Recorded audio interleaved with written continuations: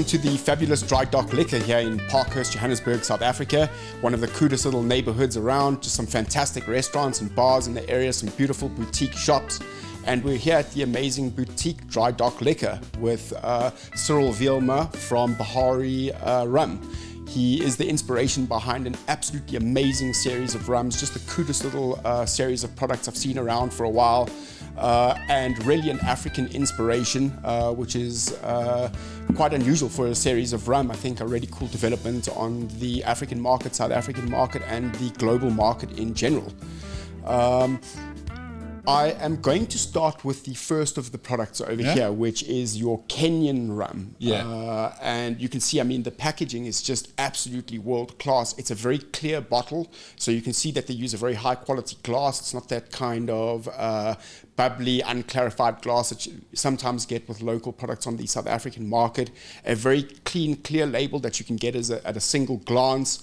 Mapping on the bottle that shows a little bit of its origin and where it comes from. A beautiful cork with a lined up seal that is obviously different from bottle to bottle. This would look just fantastic on a bar shelf. It would look absolutely amazing in a collection if that's the kind of thing that you do. And if I was going to gift something to somebody and they were a rum drinker, this is something truly unique. It's something truly special. It's not your basic old bottle of Red Heart or whatever it is. They're aged, they're pot stilled. I mean, these guys over here are 12 years old, which is just truly remarkable for a rum product. And yes, let's lean in a little bit and get a little bit more information from Cyril. So what you say, it's interesting because we wanted to make like a really premium rum. So the bottles are from Italy and the cork are from France. This one is our completely first batch. We start in Kenya. It's a molasses rum because the sugarcane comes from the coast in Kenya and it's complicated to bring it to Nairobi where the distillery is. And so it's a mix between Kenyan molasses and old rum from Mauritius because at the beginning we don't have the barrel to age it. So we start with this crossover between Kenya and Mauritius. The old rum comes from Grace Distillery in Mauritius, what is a very famous one. Christian Vergier, who is a very famous rum maker, did all our range and he blended it, he find the barrels.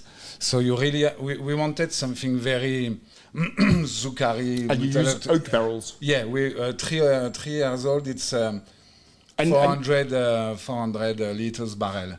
And the white rum is made in Nairobi. So this one you really have like the pure rum thing, like the vanilla. It's very like it's aroma of patisserie, as we say in French. You know, like when you enter a bakery in France. A little bit of baked bread, baking wheat. Exactly, very floral as well. So we really have something very interesting. I can definitely smell those sweet baked notes, that the kind of pastries that you sort of are talking about. Almost smells like a croissant. I know I'm not pronouncing it right. And you have. It's very smooth when you have it, so we wanted something very smooth. Very smooth. Yeah. So with that, you can drink exactly like you do, neat, or you can make cocktail with it. Simple cocktail, Cuba Libre with Coca-Cola, or pina colada, or thing like that. I love the mouthfeel on this from the pot still distillation. It really gives a good coating across the mouth. It's nice and silky. So the white rum on this one is made in Cologne. So it's it kick a little bit. It make it more smooth when we blend it. So this one we really like it. We start with this one. After we start with the Mauritian edition, but we are very proud of this one. Bahari means ocean in Swahili. We start in Kenya, in East Africa. So this is why we give a Swahili name to the brand. And this is aged for a minimum of 3 years, but can be longer. Is that correct? Yeah, it can be longer. But now we stay on a 3 years old on this one. This one is mostly for the East African market. But this one is I'm proud of it because this is the first one. You know, it looks like a baby. I'm very, very excited about the product, and there's so much potential in what you're doing over here because there's regional variation that you can come up with. So this is what we want to do. We want to make an African rum first for African people because the market is mature in the continent.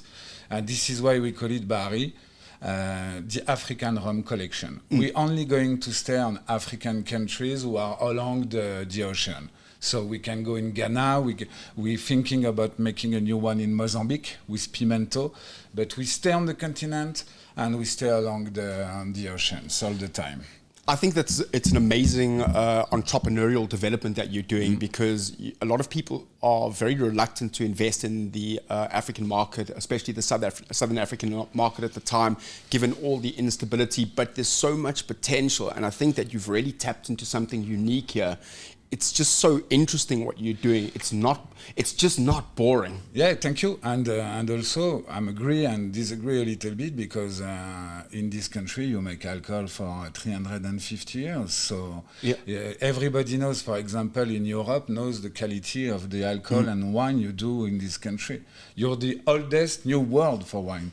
And you make a spirit for many decades, and this is why we decided to make the South African edition. And by the way, in Europe we're going to start to sell in Europe, and what people want is the South African edition.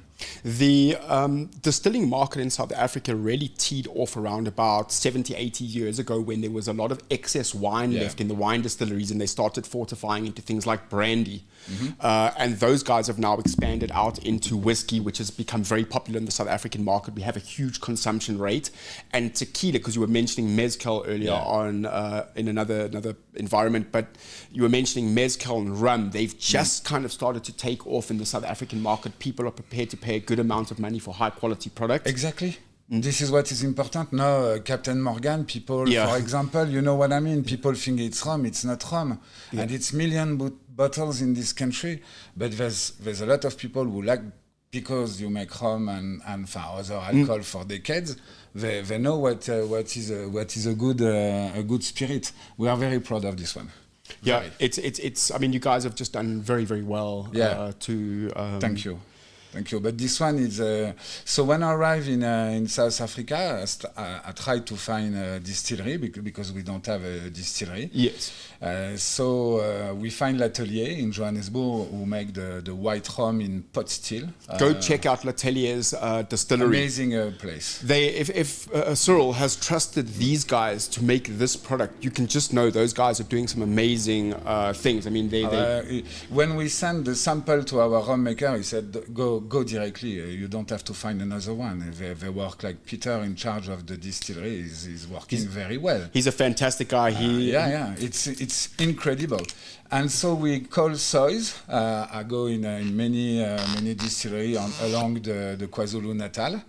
And we find soils for the old rum. So we are IB here. It means we don't produce ourselves. Yes. And we buy the barrel from soils and we blend it. So inside this one, it's a 100% pot still, what is rare in the rum business. And we have 40% of white rum, 20% of 18 months, and the rest on 3 years old rum in oak barrels of 250 liters. I get quite a deep wooded note on this, which obviously comes through the barrels. How many cycles do you use the barrels for before? It's the 3 years with on it. When you blend, you have all the wood from the... Virgin barrel, one time exactly, 3 years. With a special toasting on it.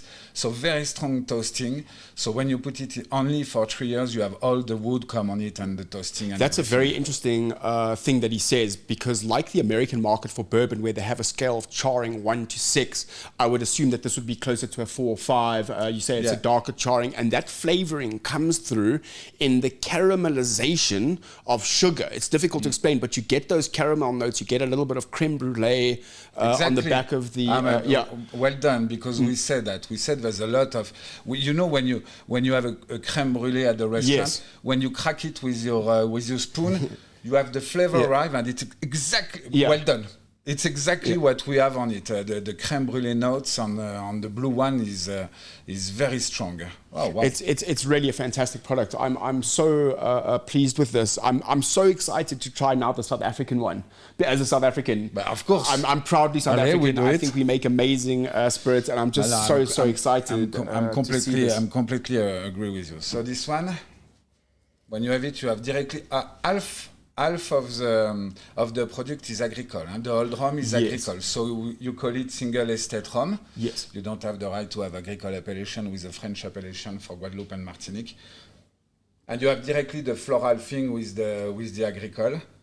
And the note of the white rum give a lot of floral thing. It's incredible. It look like close to a cognac, if you can say. You know, if you are blind, you have like an old cognac, and it's very, very fantastic. Sounds absolutely crazy, but this tastes a little bit to me like almond rocker. It's one of the nicest praline sweets I've ever had in my entire life. It's a praline product, an almond praline product. Sometimes they make it out of cashew and they coat it in nut. And you get a praline kind of flavor like this with a little bit more nuttiness than you get out of this particular flavor profile. I love this. Yeah. I love this. Yeah, me too. But to be honest, between the two is now my favorite because it's very dry. You don't have the smoothie side of the Kenyan one. You can drink neat like this at the end of a big dinner, and it goes directly perfectly. I find this to be a little bit more balanced. This one has some very high notes in places where this one has a lot more balanced profile. This, for me, for a South African palate, is an amazing everyday sipper. Okay, thank you. I think this just does so well. I think a lot of South Africans that are crossing over from brandies and sweeter whiskies will do amazingly to try something like this out. I'm so excited about rums for the South African market.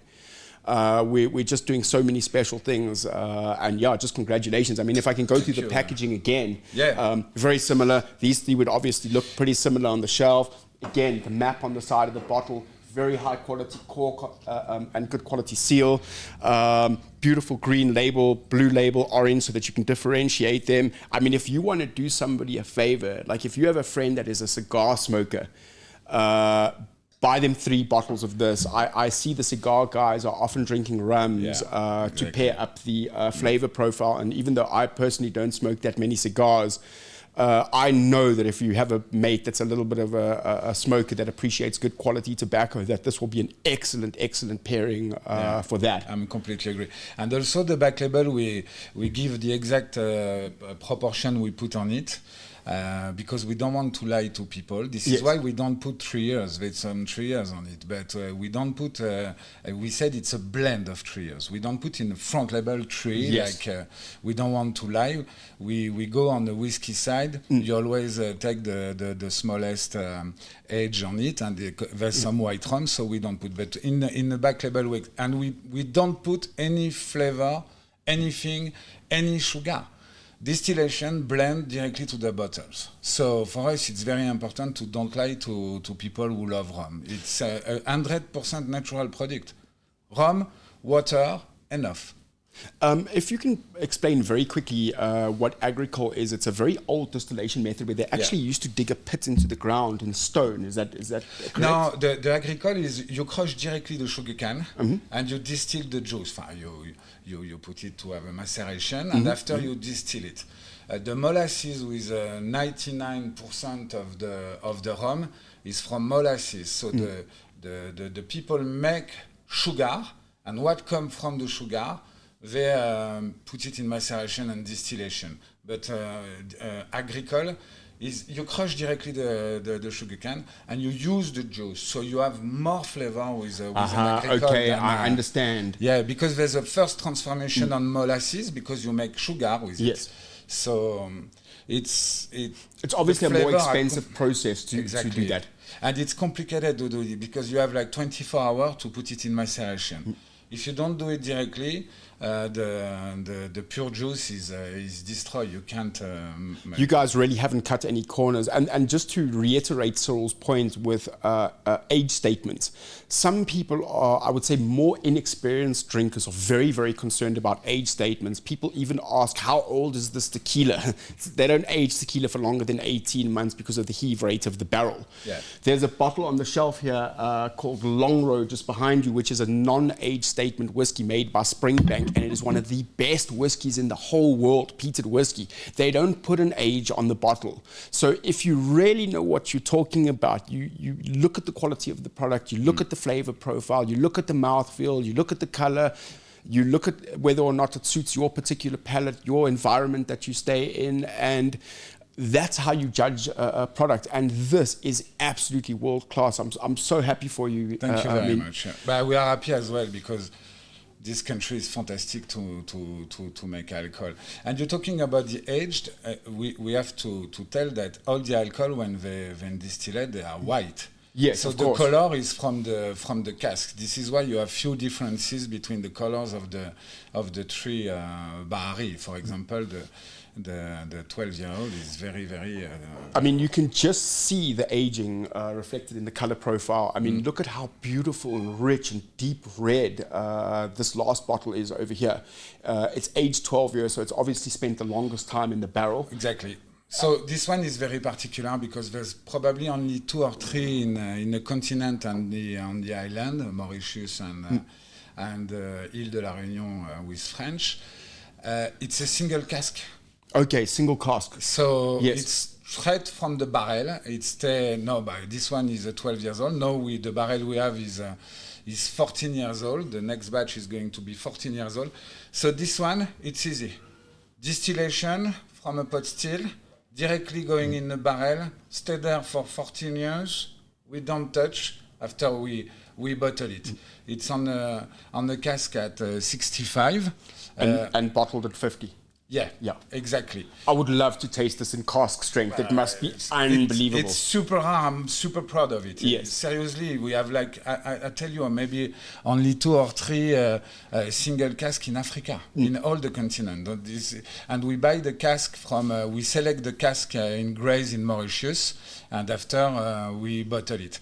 And it's a 400 barrel in oak. Yes. And after 12 years, there's around 300 to 350. There's a lot of a lot of evaporation. The angel share is what they call it in the American part whiskey. des anges, as we say in French. Part des anges, as you say in French. Yeah, we invented that because we said the part we leave is for the angels. Okay. Drink it. The Americans actually stole it from the French. That makes sense because you've been making alcohol for a lot longer than they have. Sure. So this is why we put the 12 on the front, and also the year of the bottling. And we explained that the cask is from 2010. This one is a bottle in 22, so it's 12 years old. It's from the collection. And now we made the 14. And for this There's a 14 coming. Yeah. This year it's a 14. Okay, amazing. And this one we are on allocation because we make 300 bottles. I mean, it's not a lot, so it's on allocation. This one less than 350 bottles, a bottle from a single cask. So they start out. It's a 400 bottle barrel, like he says, and by the time they're done with all the evaporation, they get down to 3. So you lose more than 10% of your product just to the weather, exactly. which is an insane thing. The one thing that really interests me is the higher bottling of the alcohol content. Yeah. This must have a lot of flavor. Yeah, exactly. And we don't want to put water on it and go to 40 because it completely kill the product. So it could be a little bit strong for people, but for a single cask straight from the barrel, it's important to have a 50 for me. It's for the people who is too strong. Thank you. You just have to put a little bit of like a drop of water or something like that. You see that the difference? You can cut it down with just a tiny little bit of a drop of water. You get just an amazing smell on this. You have everything. You have it's so complex. I definitely get the molasses. I get a little bit of maple. I get a bit of burnt sugar at the bottom of a pan. I get a little bit of toffee apple, that very, very first bite that you get into a toffee apple. As your teeth hit the apple, you get that burnt caramel flavor. You get a little bit of a hit of sweetness. And then as you bite into the apple, you get just a light hint of floral fruitiness. A lot of flower at the end. Also a little bit of mint on the retro olfaction. And pepper as well. We kick a little bit. I get the pepper at the back of the palate, 100%. You have this little pepper who come. And it's interesting because rum is a story of trade. And trade in Africa, it's always with spice. And we have a lot of natural spice, not too much like I get a little bit of clove coming through. Exactly. So it's a little bit of cinnamon as well. Tiny bit of fruit cake mix, Christmas cake mix. So this one is amazing. We love this one. So the production go to mostly in Europe because people fight for this. I mean, you're making so few bottles, but your production will grow into the future with a partner like L'Atelier Distillery. Exactly. But especially the target for us is really the South African edition because we like it very much and we really want to push this one. We want to put Africa on the map for Europe. You know, they're looking for new origins. And okay, you have Caribbean, you have South America, you have Philippines or what you want, but for us, we have to put Africa on the map. Absolutely. We live with my associate, Maximilian, we live in a continent for many, many years, so we really want to push the African product. Thank you. And I must say that as a proudly South African person, somebody that pushes the South African liquor industry as much as I can because it's such an amazing thing and I would like to share it with the rest of the world, I just want to say thank you for taking an interest in the South African market. Thank you for these amazing products. This is truly one of the most special things I've ever drank. I don't even know how to tell you where to get it because it's on allocation only. 350 bottles, that's all they make at a time. I mean, get hold of Cyril on his social. He's on all major socials. Bahari has an Instagram page that I went and had a look at today. It's really cool. It's on allocation, but for the rum lover, we always... make a plan. Yeah. No. We don't want to be this sort of people who say, sorry, man, it's on allocation. If there's somebody who loves rum, of course, we sell bottles, 100%. If you're a rum or a cigar lover, please get in contact with Cyril. You'll find him on all his major socials. You can message either myself or Ben Matjiu, the executive producer, and we'll put you in contact with him. Please. And we're also going to be doing a giveaway of a beautiful bottle of the South African rum. So please like and share the Bahari Instagram page. Please drop Cyril a message and like and share this episode on TikTok and YouTube, and you can win yourself one of a couple of bottles of Bahari South African Edition rum. It's literally priceless at this stage of the day because it's so difficult to get on the South African market, but we'll keep you up to date with that. Cyril, thank you so much for joining us today. Pleasure. Dry Dock Liquour, thank you very much for having us, and in partnership with L'Atelier Distillery and Mea Culpa in Q. Thank you so much. Ben Matjiu, bye for now. Thank you. It's going to edit out really well. I'm actually going to finish this even though it's so early in the morning. You're very good. You go, the flow go very naturally. How long you do that? We haven't been doing it long, but I used to lecture. I used to be a university lecturer, so I got used to... Okay, you know that. You're good. You like it? Oh, I love it. And can I tell you, this is not really my kind of flavor profile.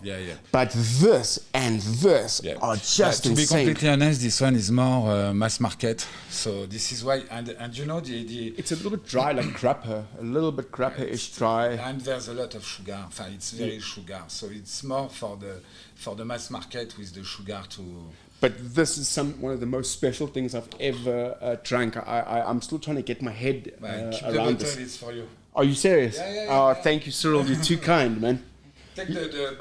Take this one as well. You can. I'll tell you what we do. We've got some friends. We're doing for a small group of guys a VIP cigar tasting, and what I'll do is if you have rum lover, especially the 12. They're rum and cigar guys, and what I'll do is I'll each pour them